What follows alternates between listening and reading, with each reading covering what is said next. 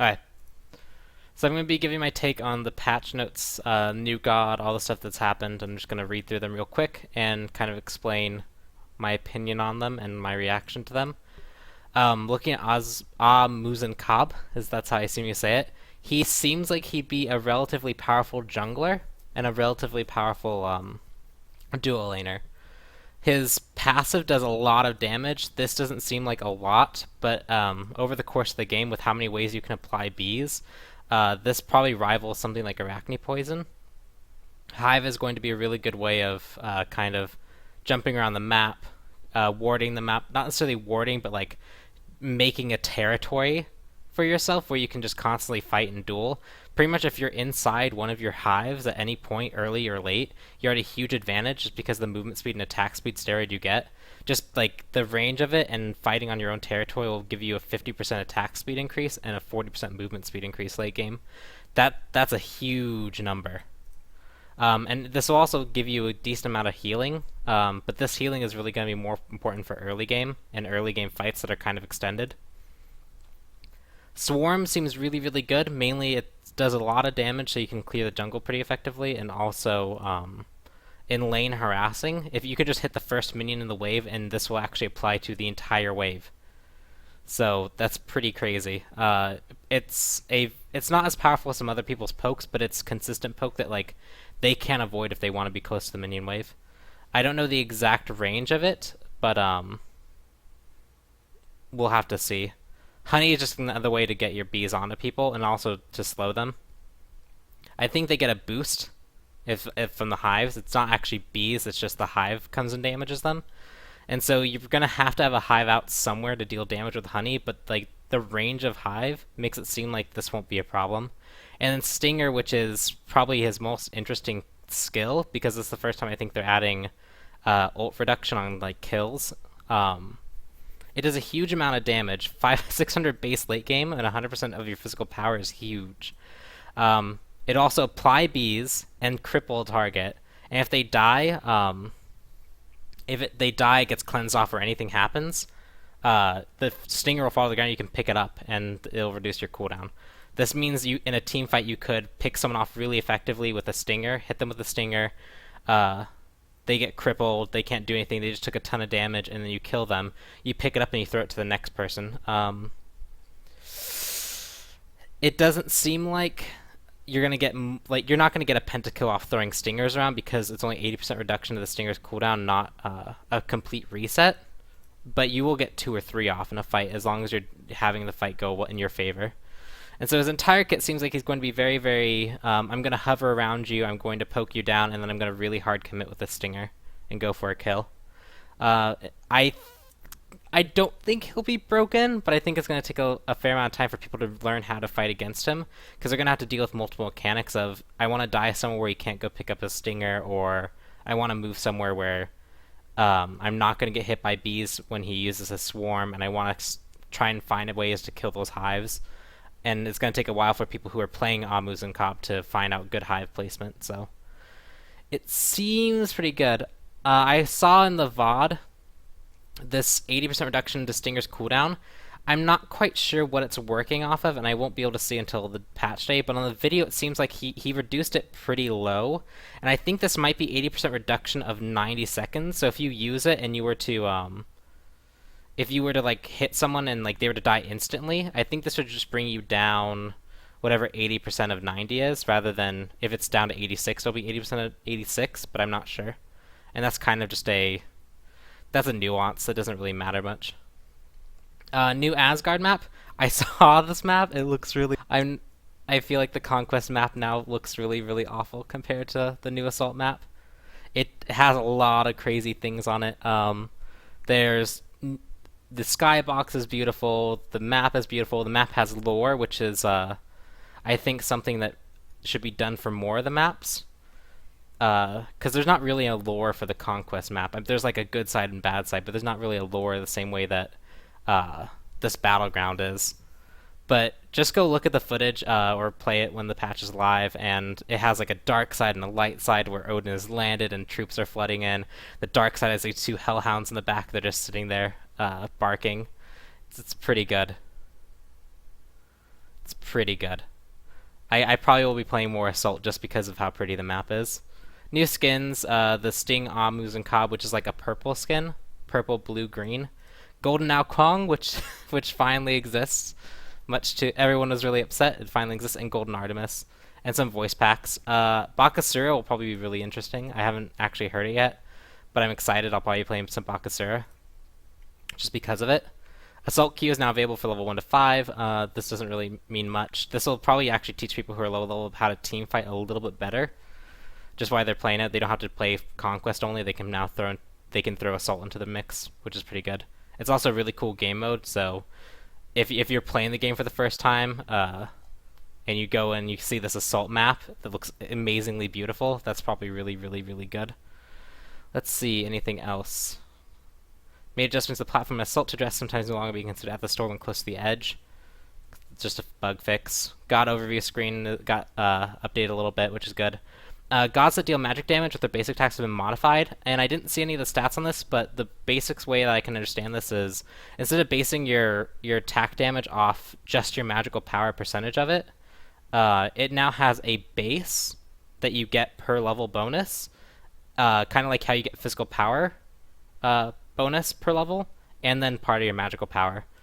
I'm not sure how this is really going to change things. So you can see the Hebo example here. It doesn't actually change much. You get a little bit more, and then in the end game, like with maximum magical power, you get a little bit less. I imagine people like Chronos, this will be just another tool for balancing. People like Chronos or Freya might actually have more growth per level than someone like Agni will have less growth per level, or Hebo will have less growth per level. And so you might see this number become like 1.75 or 2 on someone like Chronos who does a ton of auto attacks. But we don't know any of those stats really until we actually see them in game. I wouldn't be terribly surprised if they just left this at 1.45 though. Let's see. Jumps have been added for some people. Optimization on low settings. Some people were still crippled in Crowd Community Ultimates like Odin, where Odin would get crippled while sitting in his rings. So hopefully that's fixed for everyone. These are all just general fixes. New God rotation, Artemis, Isis, Kali, Sobek, and Vamana. It used to be Kali was on the free rotation, but apparently that was removed off and now she's back on it. Let's see. And one of the biggest ones that I really like that's on here is added audio warning for match lobby timer at less than 10 seconds. I have dodged 2 or 3 times due to not picking a god, and because I didn't even realize that we were at 10 seconds left. So this will be really, really good for me, because I like to derp around and alt tab out while picking gods, and so being able to hear this will be nice. Some spectator changes, which will be really more for when you watch tournaments or if you do spectator stuff, or you try and like watch games that you've played. This is just some general fixes. Otherwise, it's pretty much, it doesn't really impact the average player. Leagues, you can now browse the tiers of leagues you're not in. So right now, if you're in bronze but you want to see what's going on in silver, you can. Or if you're in silver and you want to look back at the bronze league, you can.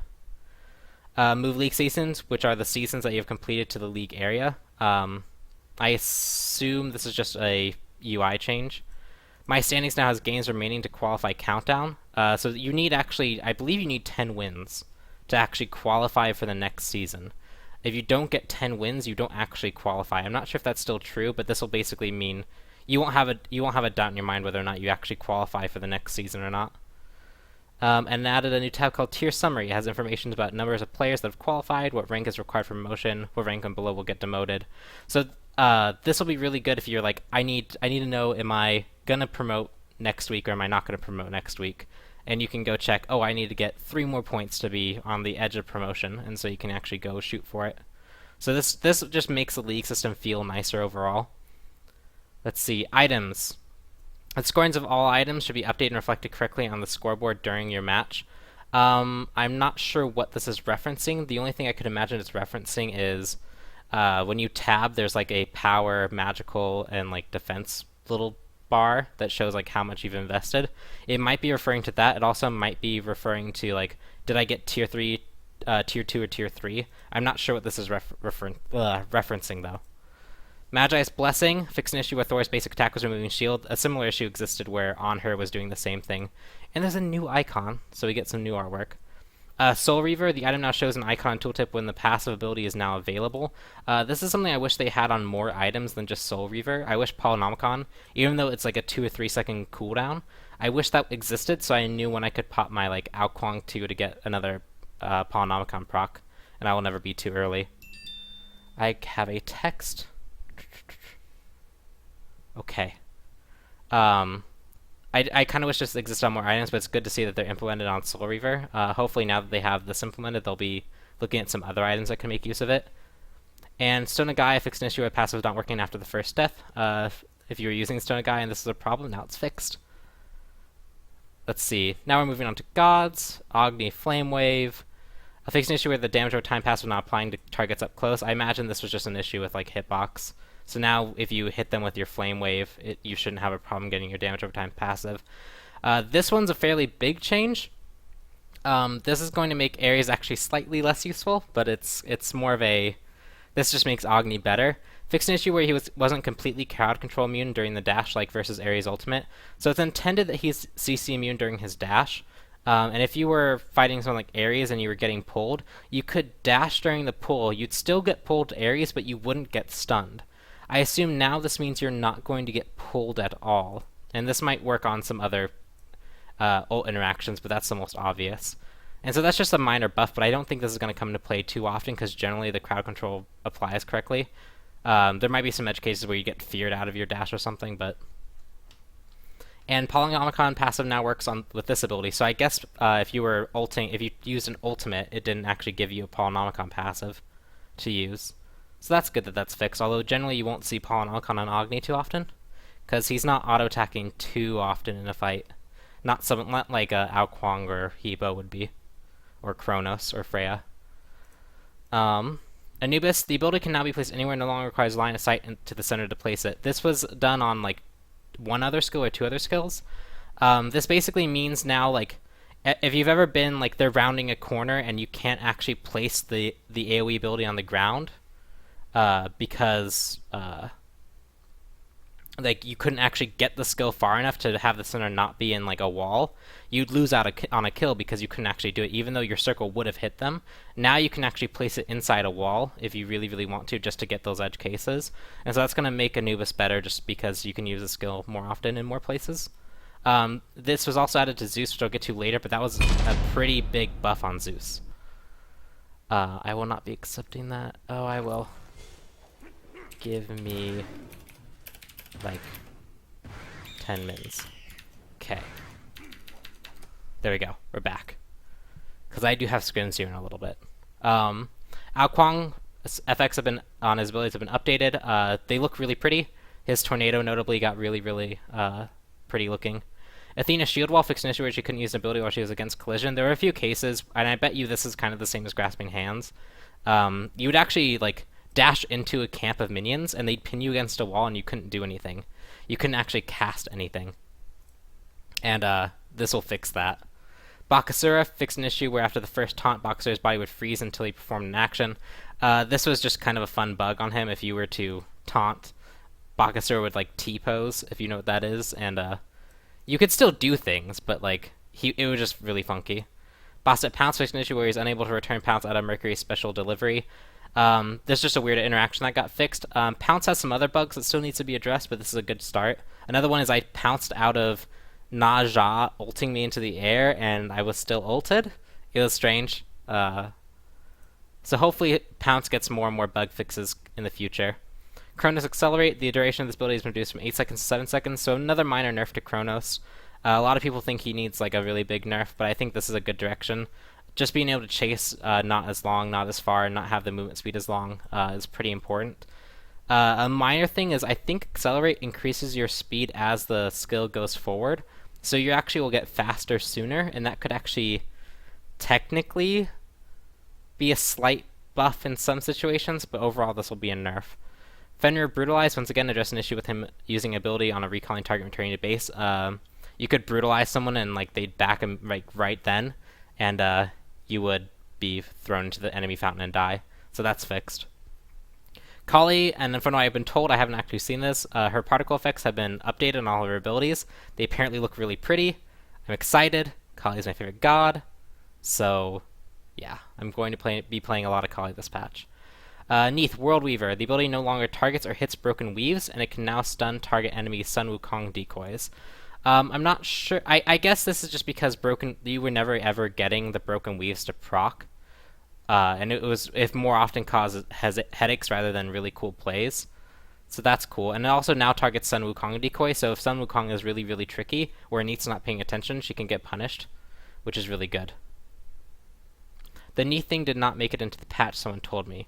So this change wasn't actually put in. I think it's probably a good idea, though. Okay, Ne Zha, new passive. This is probably Sun Wukong and Zeus probably have the most interesting notes. New passive. So Ne Zha's old passive was if Ne Zha died, you'd leave behind this like lotus that would bloom and heal your allies like a lot. It would make it so that you couldn't even kill minions unless you could one-shot the minions. Like it was a very potent heal. This one now is they've taken that away, and now all your auto attacks, whenever they hit a target, which means also if you slam down and hit multiple targets, you'll get multiple stacks of this, increases your HP 5, and it looks like it's going to be up to 25 health per second, or health per 5. This will actually help Ne Zha in the jungle.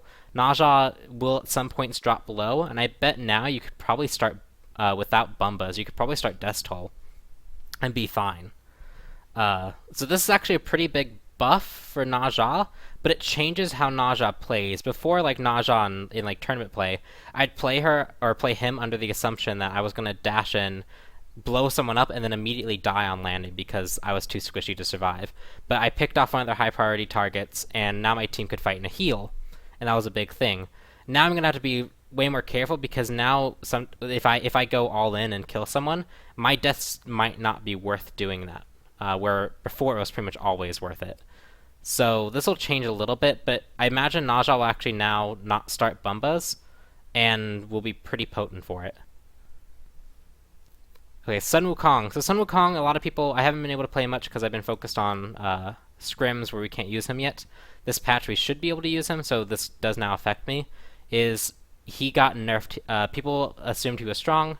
I played him a little bit, and he definitely felt strong. There were a few cases where he became like really hard to kill early on if he ever dropped below 50%. And I think these nerfs were mainly aimed to lower his early game power. Now you won't be invincible in lane, especially early on when you have undefeated body on. Before, if you had this on, you could trade really effectively, and now you're definitely more powerful, but you're not incredibly unbeatable. You also have a longer cooldown earlier on your 72 transformations, which you're not going to level up before you're 1. So this 18 seconds instead of 15 is going to last for a long time. So your mobility and juking capabilities are going to be a little bit less throughout most of the game. Although late game it's technically a buff, but for most of the game you're pretty much behind where you were. And then Somersault Cloud, your decoy will now be immediately destroyed if it's hit by any form of CC. So if they want to stop getting hit by your decoy because their decoy is actually dealing damage, because it does, they can instantly kill it if they want. This adds some counterplay. Although you are choosing to use a CC on a decoy rather than the main target when he lands. And then there's some issues that were fixed that are just kind of bugs. On release, this had a really bad bug where you'd get stuck if you leveled up your ultimate. So they're just cleaning up that skill, which is really good. General, his body would now probably disappear after dying in Assault Stance. Apparently that was a bug. Xbalanque, there's an issue where branching bolas potentially hit the same target twice, so that will be a slight nerf, but I think the case for this hitting was actually really rare. And fix an issue with targets not highlighting properly and the ground target not centering on him after he fires. So just some UI bug fixes. Nothing major to Xbalanque. Ymir, the time between detonating and damage being dealt has been reduced from 0.3 seconds to 0.1. I'm not quite sure what this is doing. Let me just check real quick. I'm going to see if I actually have some confirmation because I have some notes here. So Shards of Ice is his ultimate, and I'm wondering if this means... I'm actually not quite sure what this means. It's the time to detonate and damage being dealt has been reduced from 0.3 seconds. I don't know if this is when you can cancel it, or when like it explodes, it deals the damage. So like instead of like it doing the particle effect of exploding and then it dealt the damage, now it'll pretty much be simultaneously the same. Either way, this will actually help out Ymir relatively well, just because those cases where like 0.2 seconds like between you dying and like the skill getting off, you'll now it's more likely to be in your favor. And now to the last two changes, which this one's actually pretty big. Zeus has been seen a lot more recently with the change to his lightning storm being faster. And now the only other problem with Zeus that he really had with that ultimate was some corners made it really hard to cast it quickly to try and pick up kills while people were running away. Now this isn't a problem. You can catch people rounding a corner very easily. It's kind of the same as Anubis, but on a much grander scale. This is a relatively big buff for Zeus in a lot of cases. And I expect to see Zeus actually make a return to competitive, just from the last change alone. This one is just a slight buff compared to the last change, but this should also bring him more and more in line. It'll be interesting to see what people do with Zeus this week and next week. I'm going to decline because I'm still doing things. Zhonghui, Exorcism. The amount of healing per captured demon has been reduced. It's been 5 per rank.